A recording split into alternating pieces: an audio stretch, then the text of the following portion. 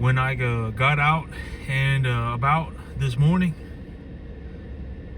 I saw a calf standing in the barn while all the other calves were out, walking around and eating food. And I saw one calf just kind of standing out in the barn by herself, and looked like something was going on. And I took a good look at her, and she was extremely emaciated. She is extremely emaciated, but she's not showing any signs of BRD or anything. And so she was standing in the barn by herself. And so I had a real easy time putting her in the preconditioning pen.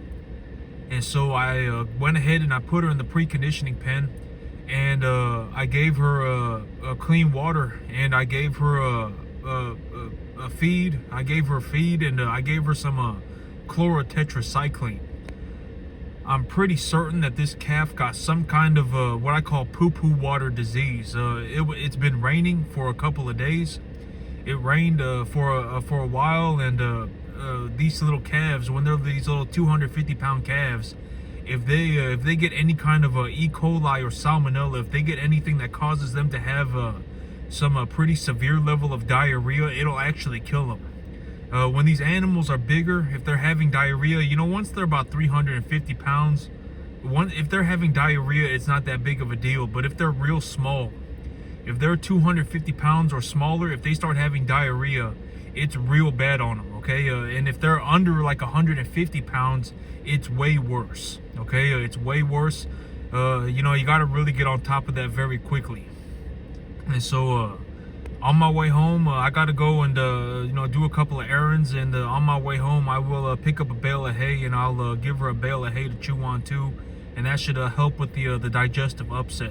But I did put her on chlorotetracycline, and these animals, when they have death diarrhea, it's good to give them some kind of ingestible antibiotic, something that they can eat or drink.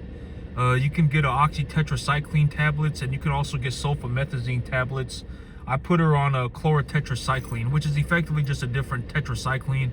It's similar to oxytetracycline from my understanding. And so I put her on chlorotetracycline, and I'm gonna keep a good eye on her.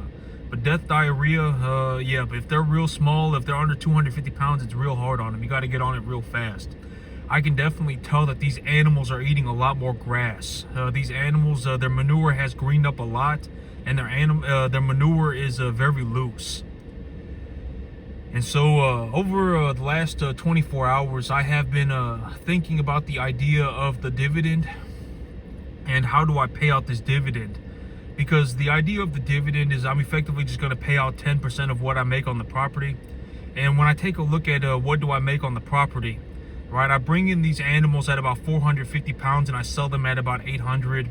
And if we think about the 350 pound gain, and we consider the business as a whole, right, it's not free, right? I got to pay for expenses, right? I got to put gas in the truck, and I got to put I got to pay for feed, and I got to pay for fertilizer, and I got to pay for antibiotics, and sometimes I have an animal die, etc., etc. So I figured, a fair estimate for that 350 pound gain, and I bring them in at about 450 pounds. Okay, I bring them in at about 450 pounds, and all my animals are not number 1 to 1.5 time medium large frame steers.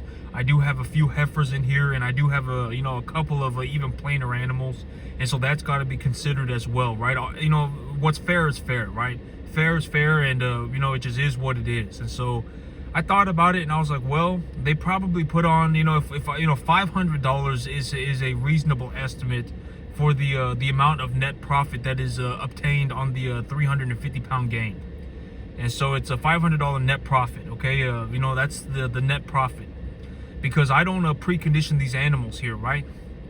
And so I was thinking about this, and I was like, well, if I pay out 10% of 500, right, then that's $50 an animal that I sell, right? That's a very easy way to keep track of it.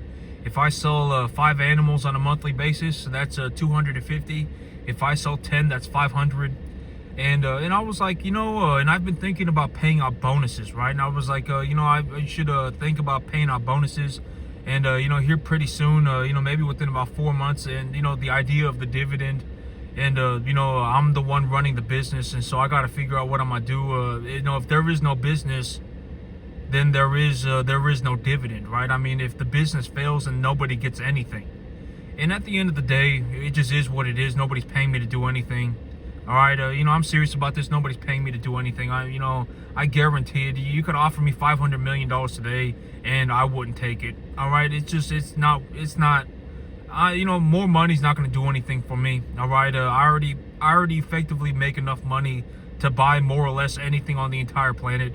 Why would I sell my soul to the devil for a piece of paper, right? I mean, let's just be honest about this. I mean, I already make about I spend less than 10% of the money that I make. I spend less than 10%. If I legitimately needed money, I could just take a loan against my assets and use the cash flow from my business to just float the debt. And by the time I even used a couple $100,000, I would have made it back multiple times over. So what does it matter? More money's not going to do anything for me. But what will do things for me, what I would see as a good utilization of capital, and is maybe I could build infrastructure on the properties. Like maybe I could drill a well. Maybe I could build a barn, something like that, right? Like on the 190 acre field, maybe I could fix the barn. There's a barn over there, and there's a little barn over there that's kind of just been broken down, and it's right by the entryway. And there's actually an old well pump in there too. So whoever owned the property, they had a well in that barn as well, and I could fix that well, and I could fix that barn, and maybe I could even precondition calves on that 190 acre property too. And if I do that, if I start preconditioning calves on a property, that's more money for me, and that's more money for the owner too, because now I'm not just bringing the animals in at 450 pounds, right? If I bring in that animal at 200 pounds and I put that animal on the property and I leave that animal on the property, right, then the amount of dividend per animal goes up, simply because I am having that animal there at a very starting from a low weight. I'm not bringing them in at 450 pounds, right? I'm bringing them in at 200, right? And so I could pay the owner a higher dividend simply because I would be making more money on the property. And if I fix up the barn and I fix up the well, then that would be more money for the that would be the owner. The owner would benefit from that, because their property would they would have a new barn, and they would have a functioning well on their property as well, right? And so I was like, what are some ways that I can utilize this capital that would be a good way to utilize this capital? And I figured instead of just paying out an extra, because I don't even know if and I'll have to talk to my accountant about this. I don't even know if it's I don't know what the legal situation is for me paying out I don't know what the legal situation is for me to pay out dividends. But if I build a barn and if I drill a well, I'll get a tax write-off for that, right? If I fix up a barn, right, if I have to buy some sheet metal and I have to buy some metal pipe, and I have to buy a new pump for the well, then I'll get tax write-offs for that, and the owner will get to have a new barn and a new well, right? And so I was like, that could be another way that I could utilize the money, because here very soon, if I do not have a new preconditioning facility within 4 months, if I do not have a new preconditioning facility within about 5 months, if I do not have a new preconditioning facility, the failsafe will actually trigger. The failsafe, because here, okay, think about it like this. Even right now, and I've been discussing the idea of the feeder cattle price going down, and if I just wait one more month, then my balance sheet will be at about 80% debt to equity, okay? And not my balance sheet, my cattle herd. The leverage that I have on my cattle herd will be about 80%. Just my cattle herd, not my cash flow, not my total balance sheet, just my cattle herd. The debt to equity on just my cattle herd will be 80%, and 93% of my cash flow, 93% of the money that I make on a monthly basis is effectively just there. I can do whatever I feel like. Whatever I want to do with it, I can do with it. I'm not going to say want. Whatever I determine that I will do with it, determine what I will do with it, not want. Want is a non-descriptive word, right? I mean, what does that even mean? Whatever I determine that I will do with the money, 93% of it I can do whatever. Okay, 93% of my money is effectively just money.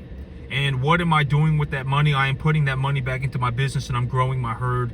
And also, the money's already been invested, right? The cash has already been invested, and it's sitting in the asset as an unrealized gain. Okay, that's where 93% of my money is. 93% of my money is either as cash in my hand, or it's already been invested and it's sitting in the asset as an unrealized gain.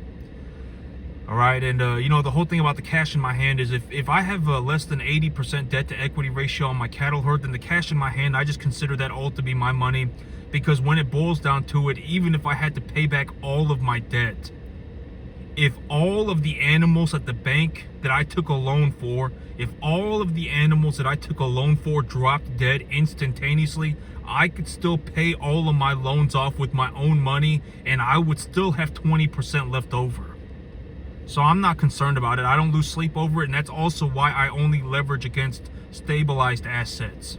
That's also why I stabilize assets before I leverage against them, okay? I don't dump all my money into the market at the same time. I don't dump all my money into the investment at the same time, right? I make good investments as I go, all right? So that's where 93% of my money is. 93% of my money has already been invested. It's sitting in the asset as an unrealized gain, or it's a check in my hand. All right, that, and the check in my hand is a very small fraction for the actual amount of money that I make. All right, if I sold a set 5 animals for $12,000, right? I still have a set of 700-pound animals. I still have a set of 600-pound animals. I still have a set of 500-pound animals, and then I have 8 400-pound animals, and I have 10 300-pound animals, and I have another 12 or whatever, right? 200-pound animals. All right, almost all of my animals are effectively over 300 pounds. As of now, they've already effectively appreciated about 1 month worth of, the animals that I brought in last time were a little bit heavier than what I normally bring in, and I got, the animals are already effectively about, if they were 250 pounds about, 2 or 3 weeks ago, they'll already be over 300 pounds. And, the whole thing, and actually, now is a good time to, I guess, bring this up. The animals are going in for their vaccinations in 2 days. But if I take a look at an animal and that animal does not look like it's put on at least 50 pounds, I'm not going to take that animal in for a vaccination shot, okay? If the animals are not completely healthy, don't vaccinate them or they'll die, all right?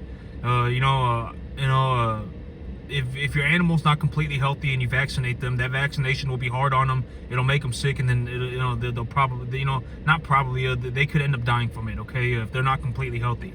And when I take a look at an animal, if the animal's been at my ranch for over 3 weeks, that animal should have at least put on 50 pounds. I should look at that animal, and you got to understand that my animals are effectively sitting at a buffet 24/7. They should look fat. If I look at the animal and the animal does not look fat, then I will not, then I will wait. I won't give that animal a round of vaccinations, okay? Like, all of my animals look fat, right? I mean, looking fat is not difficult to understand, right? The animals should look fat. And so if the animals don't look fat, then they won't get a vaccination. They won't get their rounds of vaccinations. Only the healthy animals are going to be vaccinated, and I will be doing that in 2 days. And yeah, but don't vaccinate sick animals. They'll die. They'll get sick and die. Or it'll just be very hard on them, and you don't want that either. And so I was like, maybe I should start building out some infrastructure on these properties. I know that on that 190-acre field, I still got to clear the mesquite trees out of the way. And there's an old barn over there, and there's a broken down well, broken down well pump. And I was like, maybe I could just fix that barn up, and I could fix that well up, and I could actually precondition animals on that farm as well. Oh yeah, and if I do not extend my preconditioning facilities, if I don't grow my preconditioning facility within 5 months, I will end up in a situation where the failsafe will trigger. And and what I mean by that is, like, think about this. If I run my business for 1 more month, my debt to equity ratio will fall below 80%, right? And so let's say 1 month goes by, my debt to equity ratio is at about 75%. So I say, okay, that's good. And I wait another month, right?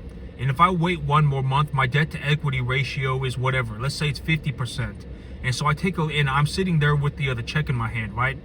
This month I would have to reinvest the money back into my business, the profits back into the business, and stabilize another set of animals to get myself under 80% debt to equity, right? And so let's say I do that, and then one more month goes by, right? And then I'm taking a look at my animals, and I say, well, I have 50 animals. I have 45 animals, and I have 45. Let's just say 45. It'll probably be like 48 or something, but let's say I have 45 animals. And so I got my 45 animals. I'm taking a look at my 45 animals, and I say, well, I didn't use any debt last month, and my debt to equity ratio is now probably around 50%. I didn't use any leverage last month, and the animals that I brought in, I have 45 animals now, and they've been stabilized, and I didn't use any debt. I only reinvested my earnings, so that was just all my money.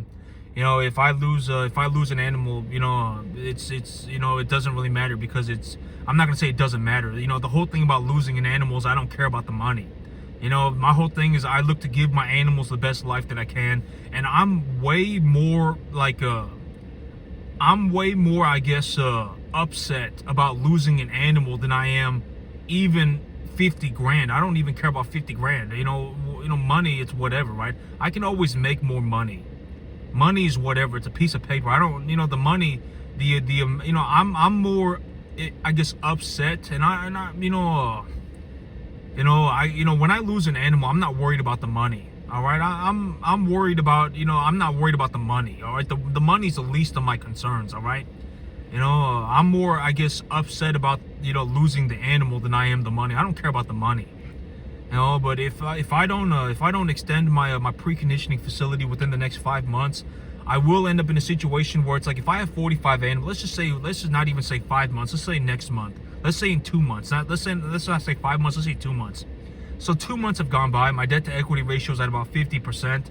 I have about 45 animals, and I'm selling 5 on a monthly basis. And I would sell another 5. I would sell 5 on a monthly basis for another 3 months. Okay. So I'd be selling 5 on a monthly basis for another 3 months.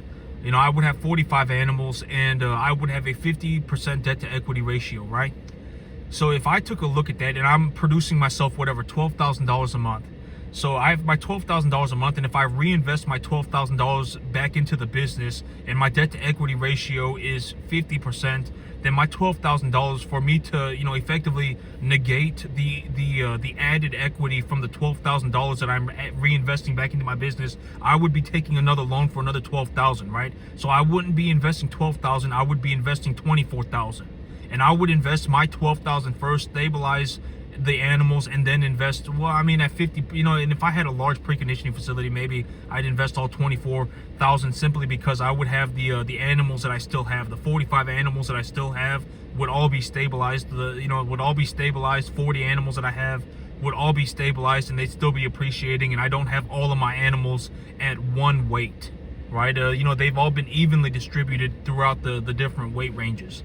And so they'd be appreciating value, and I would whatever. So I brought home 12,000. I took a loan for another 12,000, and now I have to leverage against the balance sheet. So I would buy 24 cattle, and then for me to leverage against the balance sheet, let's say I have to buy to increase my debt to equity ratio by 30%, I would have to buy like another 30 cattle, right?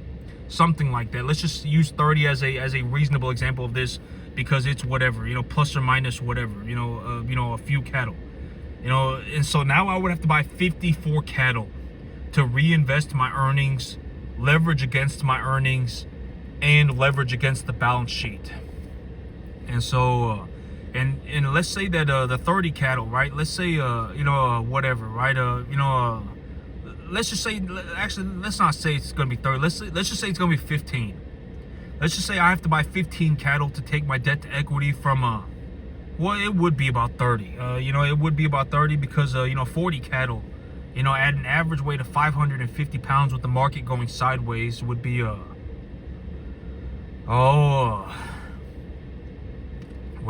2 months of appreciation, that alone on 40 cattle, on 45 cattle would be 18 animals. And so let's just call it 15. Okay, let's just say it's 15. So I would sell 5, right? I would make enough money to whatever buy a 11 or 12 or 10 or whatever. I'd make enough money to buy 10, and instead of buying 10, I'd have to buy 20 because my debt to equity ratio is under 80%, and so I would consider that money in my hand to just be all my money. And if I'm going to add another 15 animals worth of to leverage against my balance sheet, I would have to buy another 15 animals. So I'd be selling 5 and buying 35. And that would take my debt to equity ratio up to 80%. And at that point, right? I mean, even if I didn't reinvest my money, if I just held on to the 12 grand, I could still grow my business by just investing leverage and leveraging against my balance sheet. I would still end up selling 5 and buying 15 without even reinvesting my earnings. All right, I would still, even if it's only 10, I would still end up selling 5, buying 10, holding on to all the cash. That would still grow my balance sheet, right? So, that's the situation that I'm going to be in here very soon if I don't find a way to grow my preconditioning facility.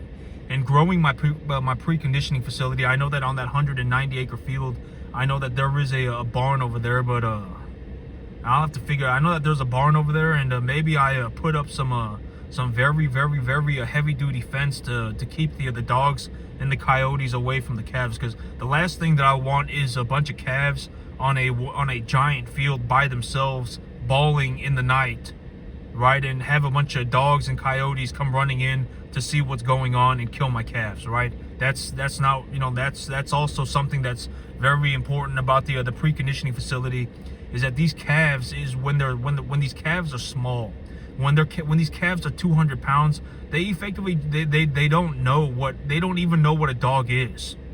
They'll go walking right up to it. They'll go walking right up to a coyote, and they won't know what it is. If the mama cow doesn't come running in to effectively just to push the coyote away, if the mama cow doesn't come running in to get the calf away from the coyote, these little calves, they'll just walk right up to these coyotes and these dogs. They won't even know what they are, and then the dogs will rip their ears off, kill them, etc., maul them. And that, so that's also something that needs to be considered. And so I got to figure out how to grow my preconditioning facility very quickly. If I don't grow my preconditioning facility within about 5 months, the failsafe will trigger. And if the failsafe triggers in 5 months, what's going to happen is I'm not going to be making $12,000 a month. I'll be making about $25,000 a month. It won't be $12,000 anymore. Here in about 5 months, I would reasonably anticipate that I'm selling somewhere between 10 and 14 calves on a monthly basis. And so the failsafe will trigger. And I got to figure out what am I going to do about that. I got to grow my preconditioning facility. And I don't think I'll have any problems going to 2 million.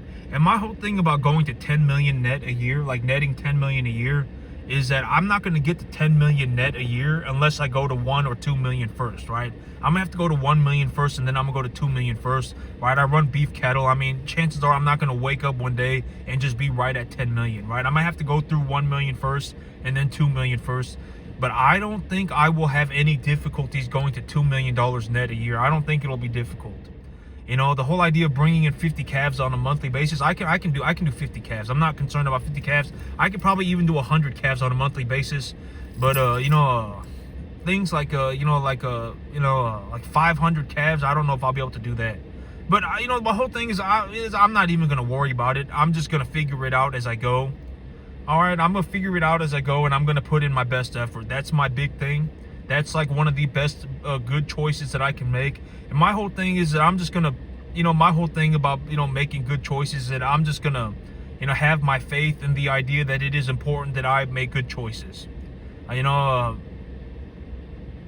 That's what I think about making good choices. I'm gonna keep my faith in the idea that it is important for me to make good choices.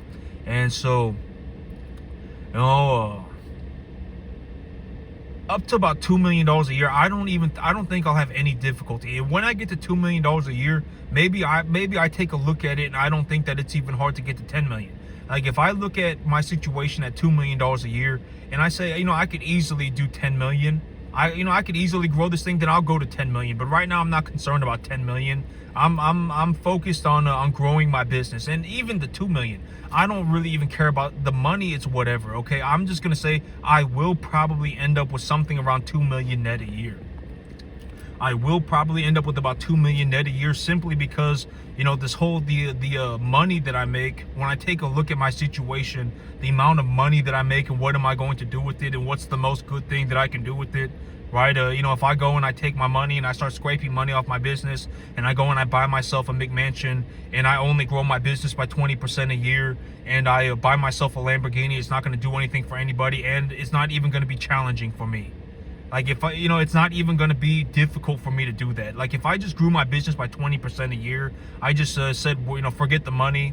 I'm just going to work on growing the size of my herd by 20% a year, because, over the long course of time, the price of cattle will probably go upwards, and they'll probably never go to zero, right? And so I just focused on growing my herd by 20% a year, and I just scraped the rest of the money off my business, and I went and got myself a mansion and a Lamborghini. It's not going to do anything for anybody. Right? I told myself that I am going to at least try. I am going to put the money back into my business. All right. I am at least going to attempt to do that, and I will do that to the best of my ability. I will put the money back into my business, and I will be leveraging against my balance sheet as well. I don't think it'll be, I will probably end up with about 2 million net a year very, very quickly. And it probably won't even be that difficult. And when I get to 2 million a year, because when I get to 2 million, maybe I take a look at it and I think that I could easily go to 10 million. And if I can easily go to 10 million, then I'll just easily go to 10 million. If I just need to keep pushing myself and I need to keep figuring it out, and it's going to take some time, then that's what I'll do. It doesn't matter to me. Either way, the money's irrelevant, right? I've spoken about my whole situation is that even if I had nothing, I could redo everything in 30 seconds. All right. I already make such a drastic amount of money. In a realistic way of looking at this is, if I spent $20,000 a month, I would be leveraging against like a fraction of my cash flow. Okay, I could just hold my assets for collateral and just use the cash flow from my business. I would reasonably anticipate that within about 5 months, my cash flow will go to about $25,000 or $30,000 a month, and that's just the cash in my hand. I will still have a majority of my investments. The cash in my hand is a fraction of the amount of money that I make. But, right now I still make about $12,000 a month as cash in my hand. And as long as my debt to equity ratio on my cattle herd is under 80%, I just think about all 12,000 as my money. Because, I'm not going to, oh my God, well, maybe I need to put $1,000 away for this and $1,000 away. I'm not going to worry about it. Okay. If I legitimately need more money, I can just sell some more of my animals. All right, it doesn't matter to me. All right, so even if I took a loan for 200 grand, by the time even if I took a loan for $240,000 and I just used my assets for collateral and floated the debt, and I spent $20,000 a month, even if I spent $20,000 a month and I did that over the course of a year, by the time I spent that money, I would have made multiple times of that money back. Multiple times. So I mean, it's whatever. Money to me, it's already whatever. It doesn't matter to me. Money is, why would I concern myself over a piece of paper, right?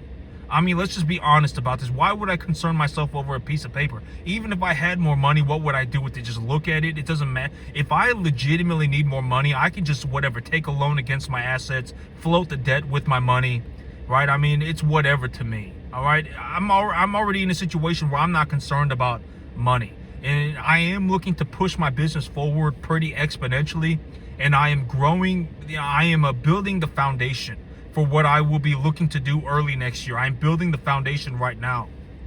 Right, I'm building my foundation. I have whatever. I have $12,000 a month right now. Within about 5 months, I'll probably have about 25 or 30,000. Even that 25 to 30,000, it'll be like me liquidating a fraction. If I legitimately need more than 30 grand, I can sell some more of my animals. It doesn't matter to me. All right. My balance sheet will be under 80% leverage here within about maybe 3 weeks. My balance sheet will be under 80% leverage. And, if I start if I reinvest my earnings again in December, You know, by March, my debt to equity ratio may be even under 20%. All right, you know, if I'm under 20% debt to equity by March, and I have 70 cattle, if I have 65, 70 cattle, 60 cattle, then you know, those seven. Let's say I have 70 cattle. Those 70 cattle will be worth whatever. Will be worth 100 animals worth of money. And if I have 70 cattle that are worth 100 animals worth of money, and I'm 20% debt to equity, that means I would have to go to the bank and take a loan for about 60 more cattle. All right, to raise my debt to equity to 80%. And if I did that, I mean, it may even be 70 cattle. My 70 cattle may be worth whatever, right? 110 animals worth of money, right? 115, something like that. And if I do that, because my animals, when I raise my animals, I raise them to a commercial standard, and that has a monetary value as well. If your animals are not raised to a commercial standard, they're not going to get top of the market. They're going to get discounted, all right? And so, that's also important to note, is that when you raise commercially viable animals, when you raise animals to a commercial standard, these animals will actually get a bit of a premium. You won't be getting discounted anymore. You'll be getting the market price. You'll be getting the commodity price. And so that's important to understand too. And so, if I have 70 cattle and they're worth 110 cattle worth of money, and I'm at 20% debt to equity, I mean, I would have to take a loan for another 70 animals, right? And that would put me at 140. And if I have 140 and I'm raising these 140 cattle, right, then they will appreciate in value as well. So, I don't need any more money. Money is not going to do anything for me. I already make a tremendous sum of money. And just to put things in perspective, if I spend $20,000 a month, if I spent $20,000 a month for the entire year, by the time I spent that money, I would have made it back multiple times over. I mean, realistically, for me to even make a dent, the amount of money that I make, it's so large that I cannot spend it in a reasonable way. The only reasonable way that I can do it is to grow my business, okay? That's effectively the only reasonable way. Even if I went and bought 5 Lamborghinis, but I mean, that would not be a reasonable thing to do. Even if I went and bought myself a really nice Lamborghini, it wouldn't even do anything.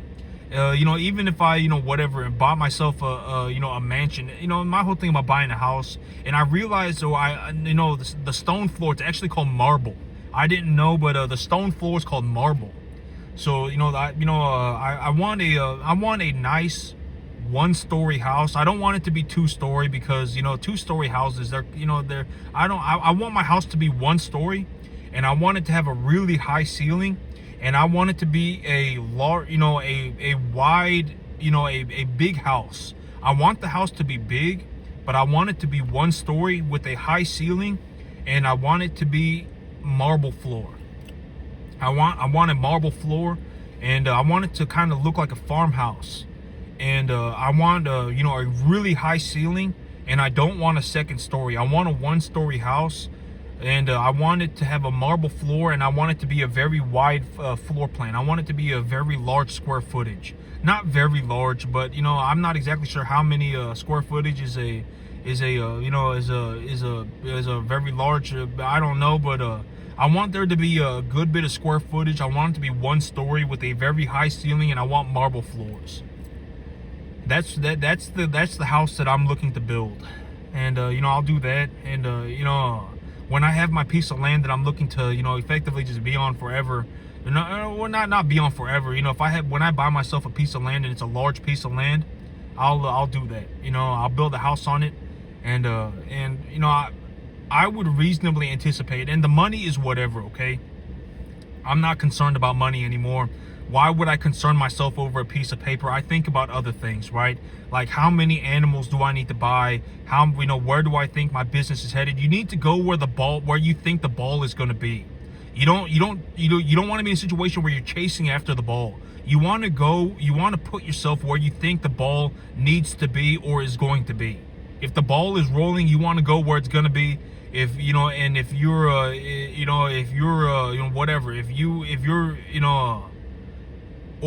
put the ball where you think it needs to be, or go where you think it's going to be. All right, you don't want to be in a situation where you're chasing the ball.